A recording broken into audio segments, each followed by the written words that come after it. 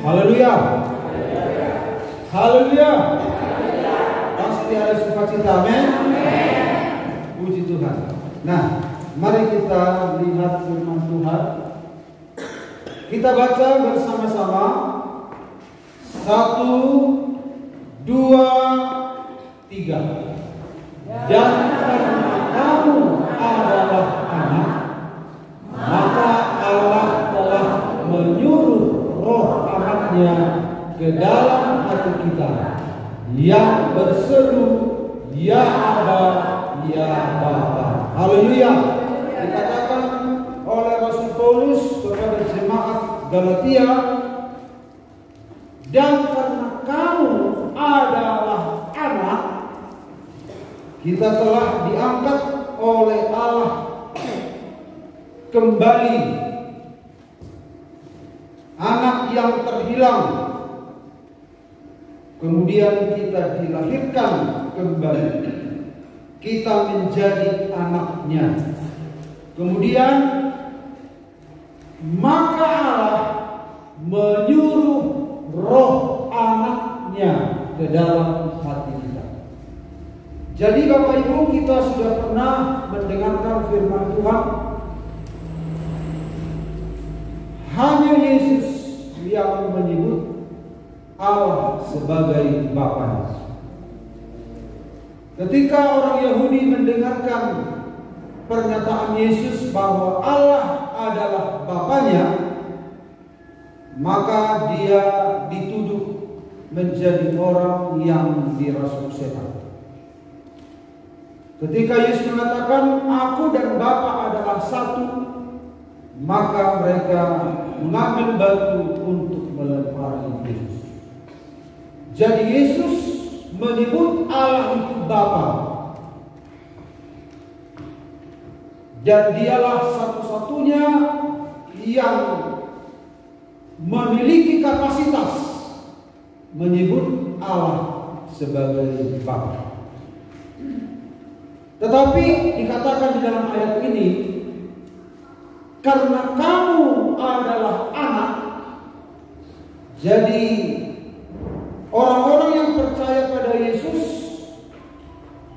disejajarkan statusnya dengan anak Allah, yaitu Yesus. Maka anak-anak Allah yang dilahirkan kembali ini diberikan roh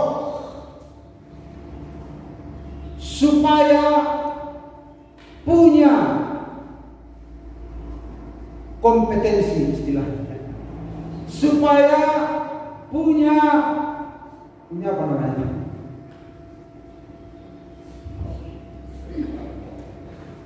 Supaya punya kapasitas memanggil Allah sebagai Bapa.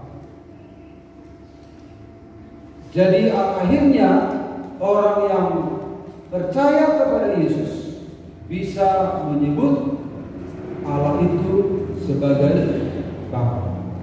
Minggu lalu kita sudah lihat, saudara-saudara, tentang kenaikan Yesus Kristus.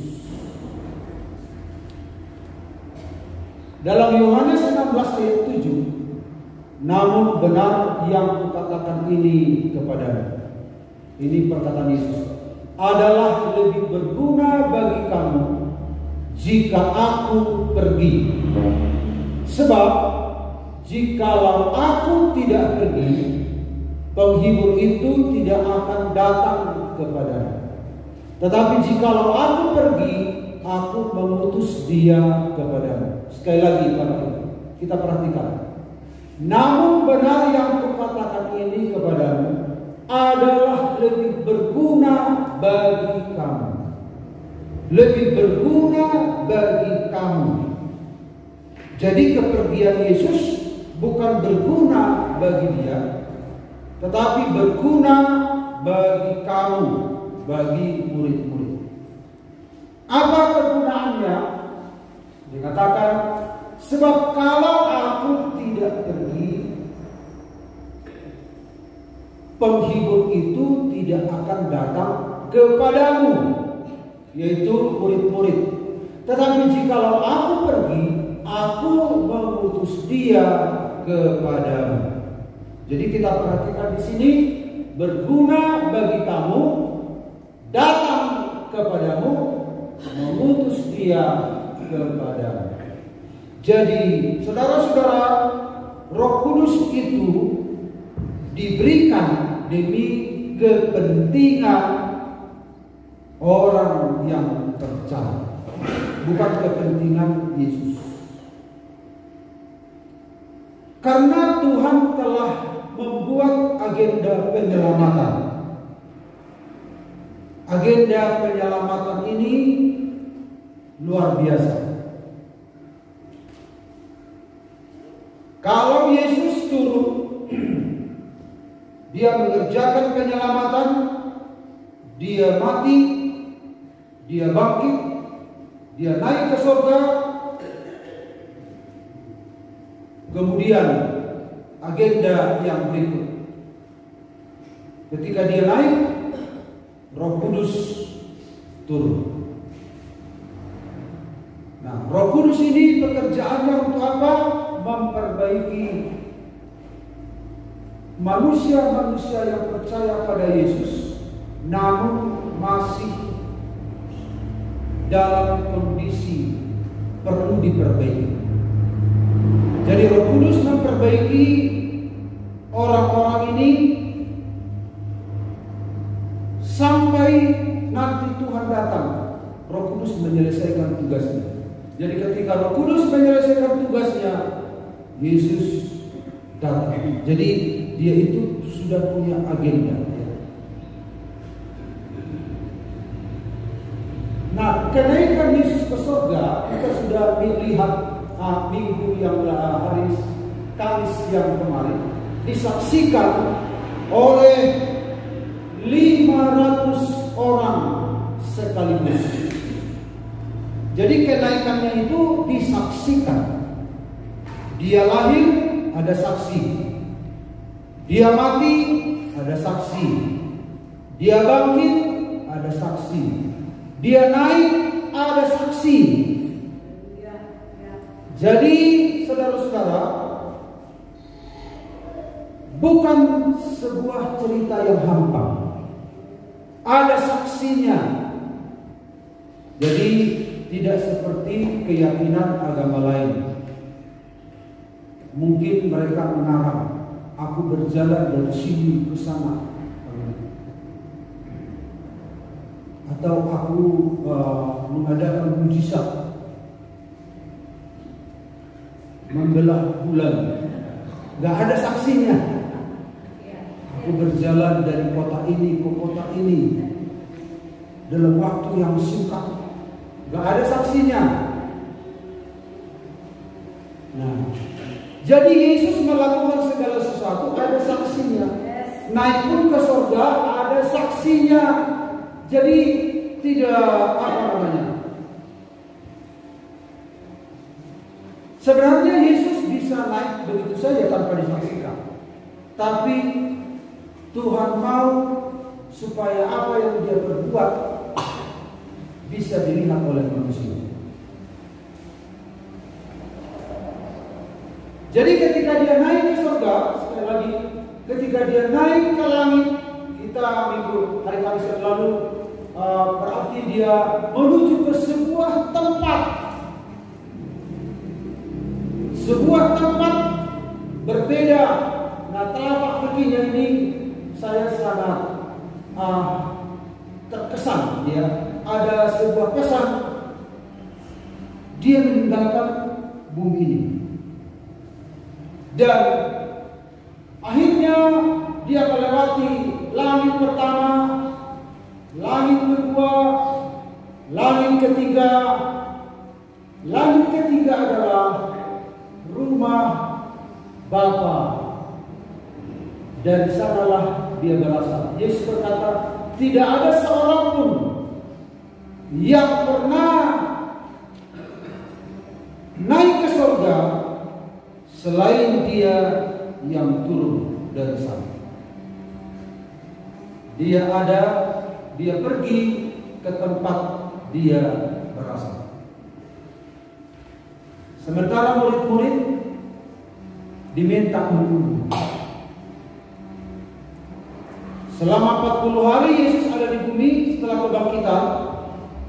Hari pertama, hari kedua, hari ketiga, hari keempat, hari kelima, keenam, ketujuh, ke-8, ke-9, hari ke-10 pas hari Pentakosta, hari perayaan agama Yahudi. Ada banyak perayaan agama Yahudi. Maka turunlah Roh Kudus seperti yang dia janjikan. Jadi kenaikannya untuk menggenapi janji. Aku akan mengirim kepadamu seorang penolong.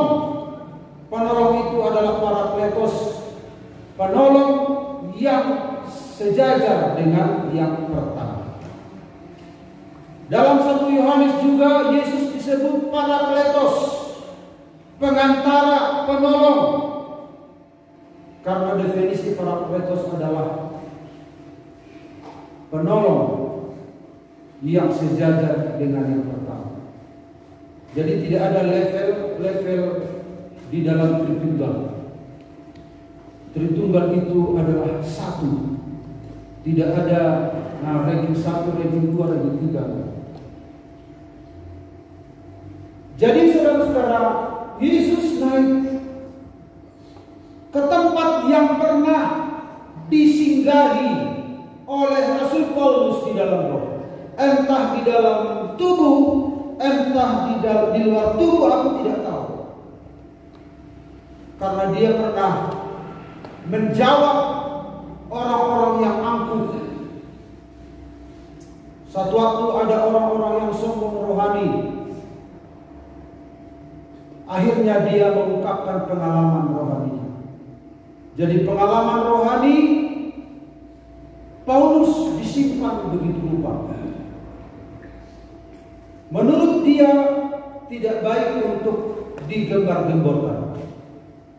Aku naik ke surga, aku melihat ini, aku ini.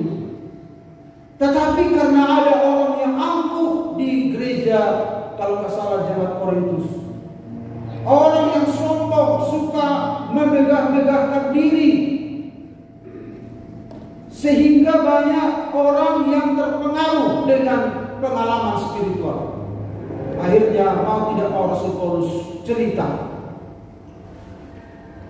Sebenarnya dia tidak mau, tetapi untuk membungkam orang yang angkuh ini, akhirnya dia keluarkan pengalaman spiritualnya.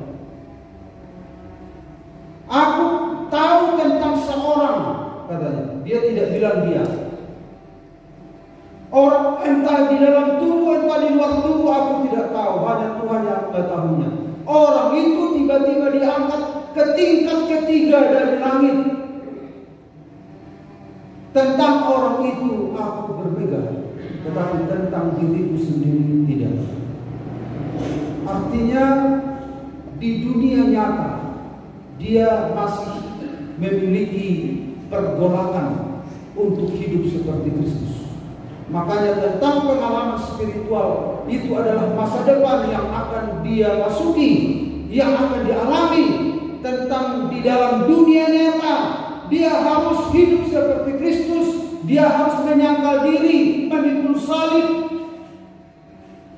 Dia harus bisa sabar. Dia harus tetap berkeyakinan ada peperangan rohani dalam hidupnya. Sampai pada akhirnya kita melihat ternyata target Paulus adalah aku telah mengakhiri pertandingan, aku telah mencapai garis akhir, aku telah memelihara iman. Itu dilakukan di bumi ini. Tetapi tentang orang itu aku berpegang, tetapi tentang diriku sendiri tidak.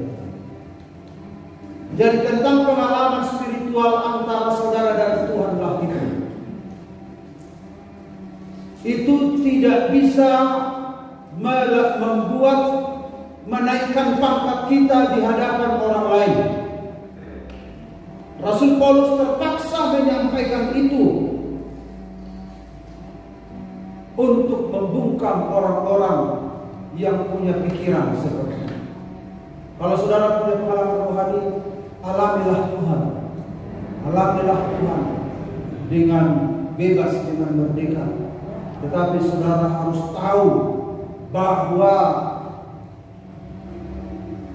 peta gambar teladan Allah itu butuh pergumulan keras untuk kita wujudkan selama di dunia ini.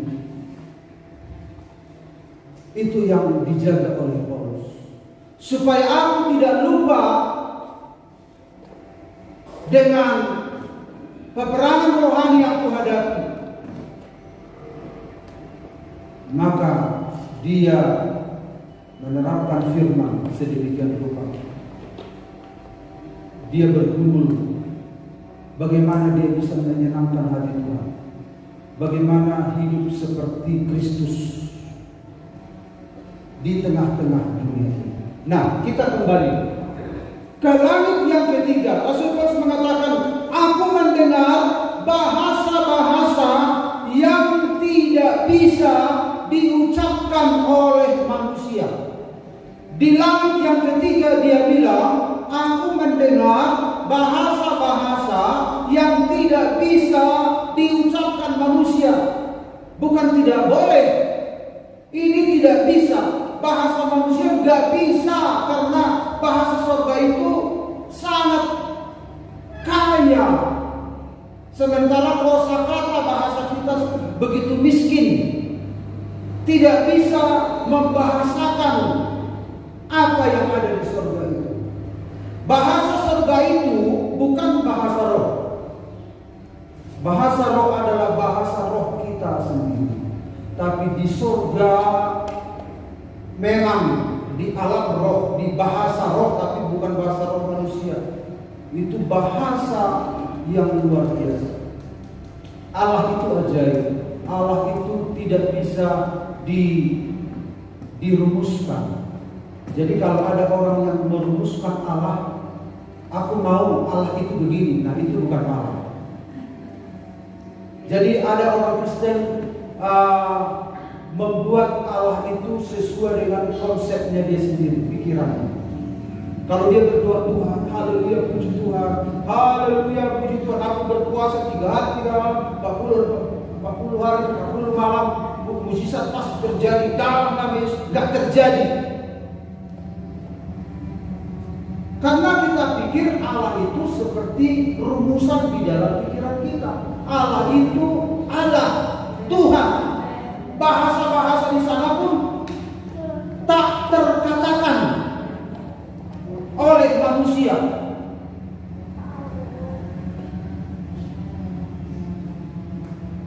Luar biasa untuk membahasakan. Tapi kita nanti kalau sudah sampai di sana baru. Amin. Kosakata bahasa Indonesia kita saja terbatas. Saya masih buka kamus kalau ada kata-kata bahasa Indonesia yang sudah sering dengar tapi maknanya tidak ngerti. Bahasa Indonesia saja, apalagi bahasa Cina, bahasa Inggris, bahasa segala macam. Kita terbatas. Jadi kita ingin lihat di sini, dia pergi ke sana. Kemudian dia meminta murid-murid untuk menunggu di loh Yerusalem. Nah, ketika orang percaya pada Yesus, oleh kebangkitan Kristus dia dilahirkan. Nah, setelah dia lahir kembali, pekerjaan Yesus walaupun dia naik ke surga, itu berlangsung terus dikerjakan oleh kuasa Roh Kudus. Makanya Roh Kudus diutus untuk mengerjakan apa yang sudah dimulai oleh Yesus dalam hidup orang percaya. Jadi Bapak Ibu kita lihat setelah dilahirkan kembali, 2-3 ya. Setelah dilahirkan kembali, apa selanjutnya? Nah, kita sering melihat ilustrasi ini tentang kisah Nikodemus tentang dilahirkan kembali. Setelah dia percaya pada Yesus, maka secara spiritual dia baru lahir. Ini memang ilustrasinya ini penekanannya hanyalah untuk menunjukkan, menolong imajinasi kita bagaimana orang yang baru lahir. Sesungguhnya yang dilahirkan itu adalah roh manusia. Roh manusia itu kadarnya sama. Tidak seperti ini ya Bapak Ibu. Tidak seperti ini, lalu kecil rohnya enggak. Ukurannya sama. Tapi saya buat begini untuk membedakan, saudara-saudara, ini membedakan ini. Ini dilahirkan pertama, ini dilahirkan kedua. Kemudian kita bertumbuh. Jadi saudara-saudara, ketika kita percaya pada Yesus, secara spiritual kita dilahirkan. Dilahirkan berarti kita bisa bandingkan dengan kelahiran pertama. Ini kelahiran kembali. Tapi sesungguhnya rohnya yang dilahirkan, bukan rohnya kecil begini ya. Tapi saya buat begini untuk memahami kelanjutan dari pertumbuhan rohani. Tapi sesungguhnya begini ya.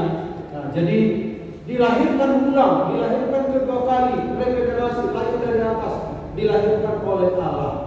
Nah, jadi yang dilahirkan itu adalah manusia itu terdiri dari tubuh, jiwa, roh, dan yang dilahirkan itu adalah ini, bukan ini, itu maksudnya. Jadi roh manusia itu kadarnya sama ketika dia belum percaya sama Yesus, ya. Ukurannya maksudnya, ukurannya, tetapi kualitasnya yang harus meningkat sesuai dengan respon kita kepada firman Tuhan. Jadi makanannya ini adalah firman Tuhan. Makanannya ini adalah nasi, bubur ayam, capcay, bunghai, hai ayam. Makanannya ini firman Tuhan. Mengasihi, mengampuni, mengeksekusi kebenaran seperti renungan dari khotbah semalam. Bagaimana supaya kita bisa sabar? Bagaimana supaya kita bisa bersukacita dalam masa-masa duka? Itu makanannya ini. Jadi roh manusia itu ukurannya tetap sebelum percaya, tetapi setelah dia dilahirkan baru ukurannya tetap, tetapi kualitasnya itu sekarang yang meningkat kualitas. Karena tidak semua spiritual manusia itu berkualitas, dan kualitas itu adanya di jiwa, di jiwa. Jadi kedewasaan rohani itu adalah kedewasaan jiwa. Karena jiwa itu adalah bagian dari roh manusia. Jadi walaupun orang semakin bertambah umur, tapi kalau ini mungkin bertambah umur, tetapi jiwanya tidak bertumbuh, tidak dewasa, bisa saja sikapnya seperti anak-anak. Karena kedewasaan rohani ini adalah kedewasaan jiwa. Jiwanya itu seperti kekanak-kanakan, masih suka ngambek, masih suka sikit-sikit tersinggung, sikit-sikit marah, sikit-sikit ini. Nah, kedewasaan jiwa itu di situ makanannya firman.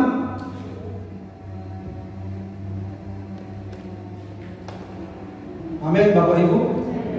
Ini yang dilahirkan baru. Makanya Roh Kudus memenuhi, datang ke bagian ini.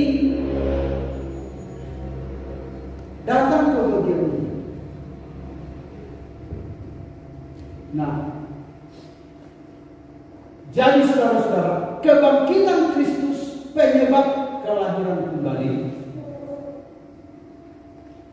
Firman dan Roh Kudus mengerjakannya, pertobatan manifestasi. Jadi ini adalah seirama ya Bapak Ibu. Ini seirama, tetapi ada 3 bagian. Kebangkitan Kristus penyebab kelahiran kembali. Firman dan Roh Kudus mengerjakan kelahiran kembali itu. Dan pertobatan kita adalah manifestasi. Artinya ada manifestasi, ada wujud dari kelahiran kembali. Makanya istilah pertobatan itu seringkali identik dengan kelahiran kembali, ya, tidak jauh beda gitu ya. Yang berbeda adalah pengertian, peristilahannya, tetapi dalam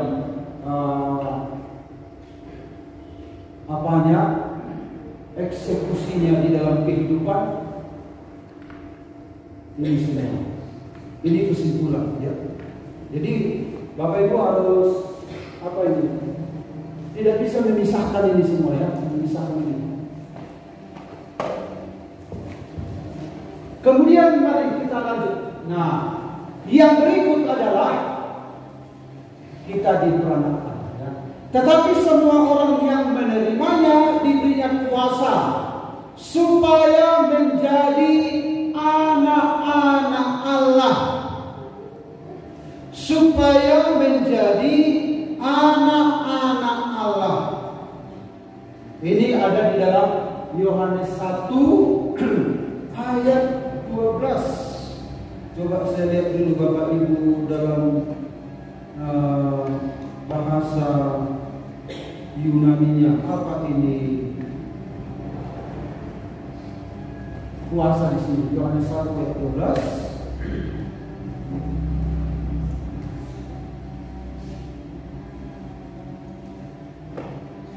Exousia.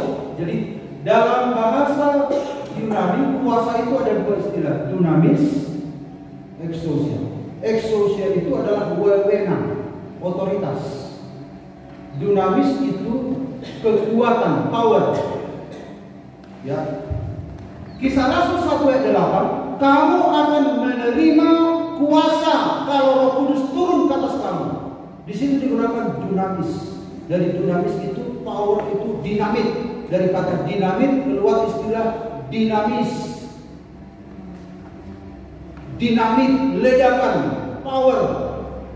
Sementara exousia itu adalah otoritas. Misalnya Bapak Ibu, ada seorang polisi yang kurus sekali. Ada di sini yang kurus. Kurus sekali. Terus pakai, ini polisi ya, pakai seragam, pakai topi, terus ada peluit, ada pentung di sini. Di jalan raya, tiba-tiba ada tronton lewat. Tahu tronton Bapak Ibu? Tahu tronton? Makil kan tahu tronton kan Ibu? Mobil yang besar itu, Ibu tahu kan? Tronton. Panjang lagi tronton, supirnya pun besar banget. Melintas, datang polisi yang kurus. Polisi yang kurus ini ya, udah kurus tapi mungkin dia ada sakit di sini, yang agak pegang pentung. Stop, stop itu mobil. Padahal polisinya kurus, kerempeng, tinggi. Bayangkan Bapak Ibu udah tinggi, kurus, bungkuk, sedikit. Stop! Tronton yang besar berhenti. Yang supirnya adalah supir yang besar. Kenapa bisa berhenti? Karena exousia itu polisi itu punya otoritas. di balik seragamnya itu ada otoritas. Berhenti. Nah, otoritas itu bisa kita pakai untuk melawan kuasa kegelapan. Amin. Pergi. Walaupun ada kurus-kurus di sini, ada gemuk atau kurus, yang penting dia punya otoritas. Keluar. Dia punya otoritas. Nah, otoritas ini harus kita pahami. Sementara dunamis ini sebuah ledakan untuk kamu akan menerima kuasa kalau Roh Kudus turun ke atas kamu. Ini powernya. Kalau otoritas itu, otoritas eksosia itu melihat siapa di baliknya, bukan pada dia. Ya. Siapa di balik yang bicara ini, yaitu hukum. Polisi, kepolisian, hukum negara. Makanya dia berhenti. Bukan karena dia. Sementara dunamis di dalam dia apa itu? Kuasa itu. Nah, tetapi semua orang yang menerima diberinya kuasa supaya menjadi anak-anak Allah. Jadi kalau eksosia, dunamis ini ada pada kita, saudara bisa melawan kuasa kegelapan, bisa meningking ngantuk. Ada orang ngantuk. Bagaimana aku udah 10 malam ngantuk kali aku? Nggak sama seperti Pak sudah dibilangkan ada 3 ya. Apa tadi Pak? Hati, iman, sungguh-sungguh. Remaja-remaja kan kadang kalau udah 10 malam nonton ya maklum lah ya. Tapi nanti makin lama mereka ngerti. Kan nggak mungkin saya thinking keluar main-main, nggak mungkin. Mereka adalah anak-anak Tuhan yang sedang bertumbuh kan. Nah, bukan begitu. Tapi kalau ada kesungguhan, mulai ada sungguh-sungguh, mulai tumbuh kesungguhan. Pertama-tama anak muda ini nengok-nengok. Mereka saling cerita. Oh manusia yang betul dan berani. Jangan. Umaharope bapak manusia. Itulah cerita anak-anak di malam. Dan betul dah bisa namber. Sudah tutup panutan sudah. Jadi anak muda ini semua dilihat. Tapi satu waktu nanti mereka akan sini. Tapi jangan lama-lama di zona itu. Segeralah beranjak untuk merespon hadirat Tuhan. Yang muda, kalau kuasa itu ada, kita ini berbeda ya, pasti berbeda. Saya ini bukan orang yang pintar bicara, tapi kalau kuasa itu datang, ada keberanian. Kalau saya tanya juga, misalnya pendeta siang, ibu tolong mulai aku buat tempat kata kegiatan. Ale mau tutup ini Tuhan ini kereju. Saudara pun kalau ada dosa-dosa sulit saudara lepaskan. Kalau ada dunamis ini dalam hidup saudara, saudara akan bisa bebas dari ketakutan, dari kecemasan. Makanya ada nyanyian, mau dagingmu dan margowo, pangido mariho api. Mungkin aku Ferdian tahu lagu ini kan? Molo dagingmu dan margowo, pangido mariho api. Roham nangali masigo, molo masih gorgor. Nama masih gorgor, Allah masih boleh sekajologi. Itu apa bintang? Mohon. Dan mohon Allah di darat tinggion. Apa mau jorok lain, dengan jorok kita mesti di darat tinggion. Itu beda. Temperamental, tapi Allah yang masih tulis, Pada ujung, wih, mau, aduh, jolong gitu. Nah ya hai, masih gorong tuh diri Tuhan ini. Nah, jadi mereka yang percaya dalam namanya orang-orang diperanakan bukan dari darah atau dari daging, bukan pula secara jasmani oleh keinginan seorang laki-laki, melainkan dari Allah. Kita akhirnya diperanakan. Lalu yang terakhir, kemudian dipenuhi oleh Roh Kudus.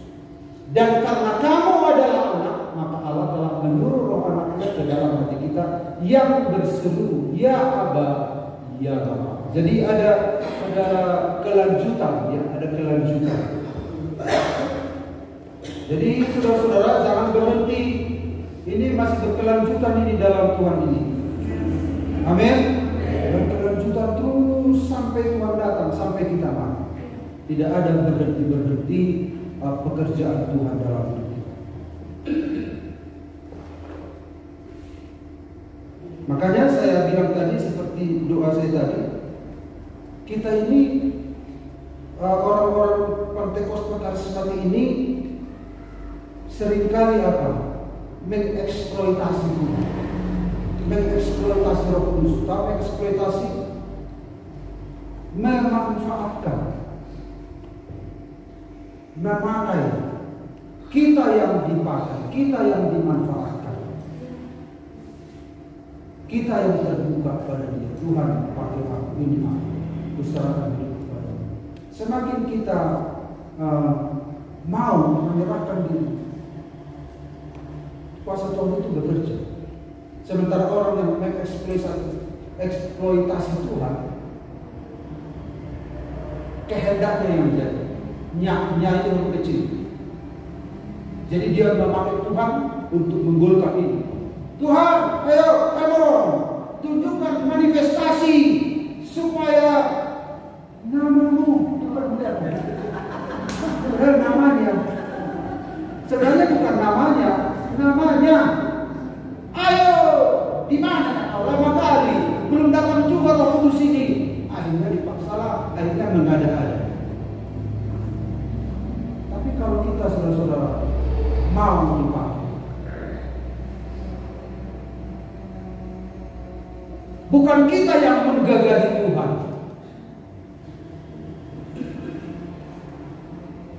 kita yang menyerah pada Tuhan. Pakai aku Tuhan, ini aku. Saudara akan luar biasa nanti. Saudara mengalami kemerdekaan dalam hidup saudara. Bukan saudara memakai Tuhan, ayo Tuhan, ayo aku punya kebutuhan ini Tuhan, ayo golkan dong, gol, ya, mau lihat ke Tuhan. Tuhan aku pakai inakurasi, mau lomber gugupku, dah ada. Alai mana sahabatmu, peta, gol. Kamu sudah gol, si jawab saya, tunggu ada kebutuhan nasi. Nah ini namanya memakai Tuhan. Kita yang harus dipakai Tuhan. Amin. Amin. Siapa yang memakai Tuhan di sini? Jadi biarkanlah dia itu Tuhan. Jangan kita jadi Tuhan. Nah kalau kita memerintah Tuhan, kita jadi Tuhan kan? Tuhan itu kan penguasa. Kalau ada cita-cita yang saudara berikan diri saudara, Tuhan keinginanku dalam ini Tuhan, kami berkuasa, menangkan yang mau, baru. Di GPD para tiara gali-gali itu 2 malam maju juga di gereja Nasib, sambil gebu-gebu dari sana. Dulu waktu kecil ada kan dia Jakarta, ada GBS dekat dengan GBDI. Dua-dua ini kalau udah 10 malam bersaing. Wah, galak loh kalian. Lalu GBDI agak pindah lah, tiba ada kita. Dan galak, begitu halakan di dan galak. Semangat, patah semangat. Bukan masalah galaknya itu, bukan masalah tensinya itu. seseorang bisa mengalami kuasa Tuhan. Kalau mereka di laut Tuhan di sana, puji Tuhan. Begitu caranya, puji Tuhan. Biarlah cara Tuhan di situ. Yang penting kita buka hati kita serahkan hidup kita. Amin. Nah, itu seringkali persaingan. Akhirnya daging, ya, daging. Bukannya kita yang dipakai Tuhan, tetapi kita yang memakai Tuhan. Nah, mari kita lihat ini yang bagian terakhir. Benarkah dipenuhi Roh Kudus kelanjutan dari lahir kembali? Nah, ini menjadi persoalan. Makanya sebagian besar gereja Kristen tidak mempercayai tentang dipenuhi Roh Kudus. Kan kita diselamatkan oleh Tuhan Yesus. Ya kalau sudah diselamatkan ya sudah, lakukanlah firman, tekunlah, sabarlah. Jadi gereja-gereja yang memahami tentang adanya kepenuhan Roh Kudus itu disebut sesat. Sesat itu buktinya di agama-agama primitif pun ada seperti itu. Akhirnya anak Tuhan apa? Galau. Kita kan pernah mendengar firman kegalauan.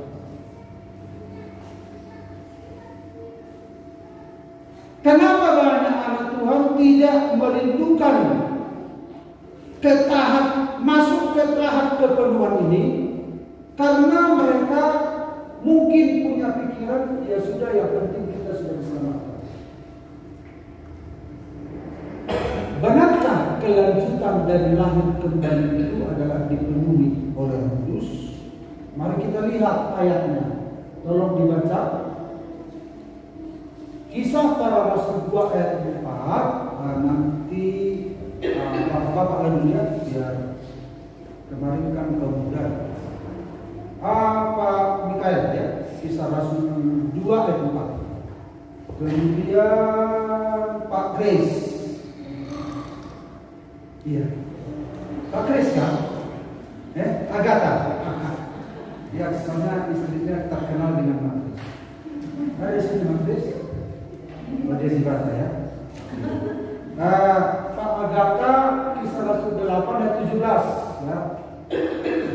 Sabar ya, masih ada waktu, tenang. Jangan tergesa-gesa pulang ya. Masih ada waktu. Ukurnya waktu ada di jam besar. Masih setengah jam lagi. Kemudian Kisah Rasul 10 ayat 46 Mak Jeremy. Kisah Rasul 19 ayat 6 Mak Dwi. Oke? Baik ya.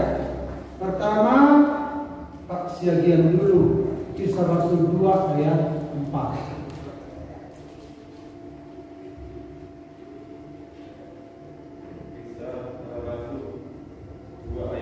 Iya.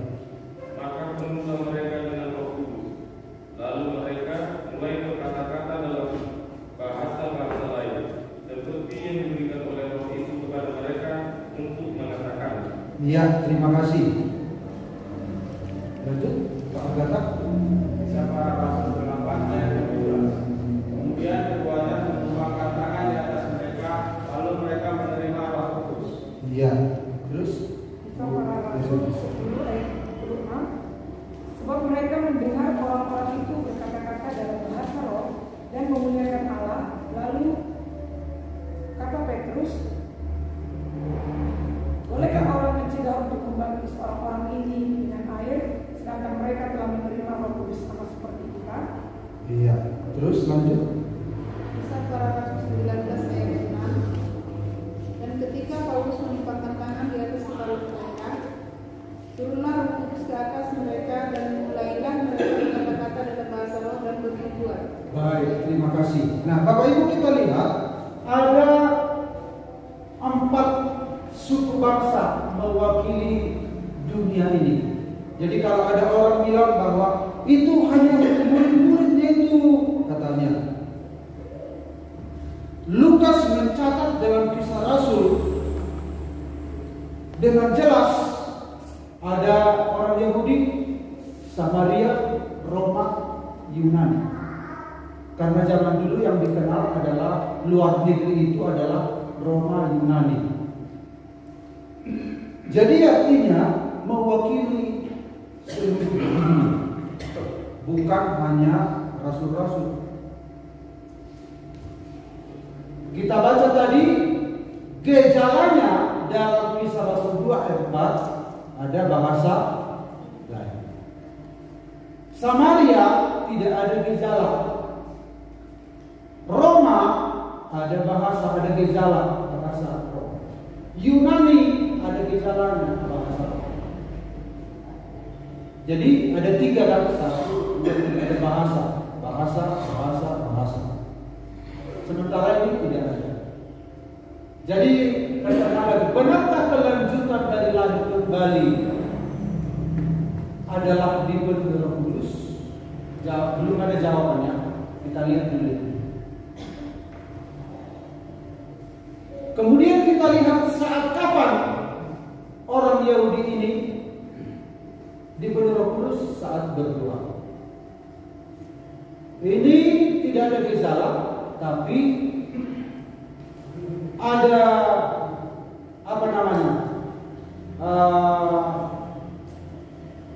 indikasi bahwa ada juga gejala tapi tidak ditulis.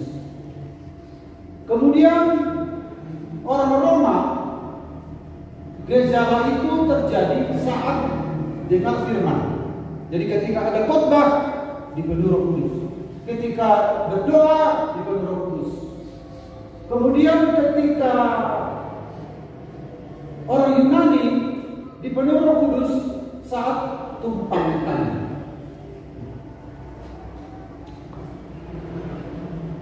Kapan terjadinya? Nah, ketika lahir baru, setelah lahir baru, perhatikan Bapak. Orang Yahudi setelah lahir baru dipenuhi Roh Kudus. Orang Samaria setelah lahir baru dipenuhi Roh Kudus. Orang Roma bersamaan lahir baru dan dipenuhi. Yunani setelah lahir baru dipenuhi. Jadi setelah. Benarkah kelanjutan dari lahir kembali adalah kepenuhan Roh Kudus? Kalau kita lihat ini 1, 2, 3. Apa jawabannya? Tapi ini kan ini persoalan yang dipersoalkan orang-orang Protestan. Buktinya ini tidak ada. Jadi untuk membela diri mereka mengabaikan yang 3 ini. 1, 2, 3. Padahal 2, 3 saksi, 1 perkara saksi. Tapi bagi mereka itu bukan cukup untuk membela doktrinnya. Ini ada ini gak ada kok gejalanya. Jadi dipenuhi Roh Kudus tidak mesti ada gejala. Kata mereka, ini ayatnya di mana matamu katakan kepada orang yang percaya kepada dipenuhi Roh Kudus ini adalah sebuah tahapan. Nah, lalu coba baca tadi Kisah Rasul 8 ayat 17 ayat kelanjutannya. Siapa tadi? Pak Agar, silakan. Ayat 18. Kisah para Rasul 8 ayat 18. Ketika Simon melihat bahwa pemberian Roh Kudus terjadi oleh karena rasul-rasul itu menumpang tangannya, dia menawarkan uang kepada mereka serta berkata, berikanlah juga kepadaku kuasa itu, supaya jika aku menumpangkan tanganku di atas seseorang, ia boleh menerima Roh Kudus. Nah, jadi si Simon menawarkan uang kepada Rasul. Supaya apa? Karena ini kan menarik ini. Ternyata ada fenomena, peristiwa yang dilihat oleh Simon sehingga dia menawarkan uang supaya ada kuasa itu sama dia. Karena luar biasa kuasa ini. Kenapa dia menawarkan uang? Pasti ada fenomena, pasti ada peristiwa. Kalau tidak ada peristiwa, dia tidak akan menawarkan uang. walaupun tidak ada di sini dibuat. Fenomena itu apa rupanya secara umum dalam Kisah Rasul 4 tadi. Angin, api, kata-kata dalam bahasa. Nah, fenomena yang dua ini sekali-sekali muncul, tidak sebuah tidak jadi umum sepanjang sejarah gereja. Tetapi yang satu ini berkata-kata dalam bahasa lain itu umum terjadi. Itu tiga fenomena itu yang terjadi biasanya kalau orang dipenuhi Roh Kudus. Nah, fenomena yang ketiga ini kemungkinan yang dilihat oleh Simon yang menawarkan uang. Nah, tapi mereka tetap tidak percaya. Ya oke lah kalau sudah, inilah paling tidak inilah yang membela. Bahasa. Walaupun ini ada indikasinya. Jadi jawabannya adalah, benarkah kepenuhan Roh Kudus kelanjutan dari lahir kembali? Ya. Makanya jadilah sesuai dengan keyakinan saudara. Kalau saudara mempercayai, jadi iman. Seperti yang Bapak Yesus tadi, harus ada iman. Saudara percaya apa kata Tuhan. Lagi pula sudah berapa banyak firman Tuhan. Ini masih ada lagi kisah yang lain. Ini lebih dari cukup bahwa seorang anak Tuhan yang sudah punya titik balik itu, dia punya tahapan selanjutnya dipenuhi oleh Roh. Nah, sementara tadi kan ada kelahiran kembali itu, kebangkitan Yesus penyebabnya. Terus apa tadi? Firman dan Roh Kudus yang mengerjakannya, pertobatan manifestasi. Salah satu wujud dari pertobatan itu diteguhkan oleh baptisan air. Di bagian itu baptisan airnya, ya. Amin. Di bagian itu baptisan air. Kemudian kita dipenuhi Roh Kudus.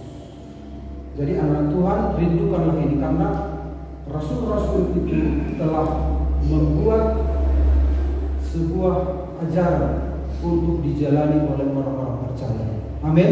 Roh Kudus ini sangat kita butuhkan dalam hidup kita. Pemain musik silakan datang ke depan. Kita nyanyikan lagu.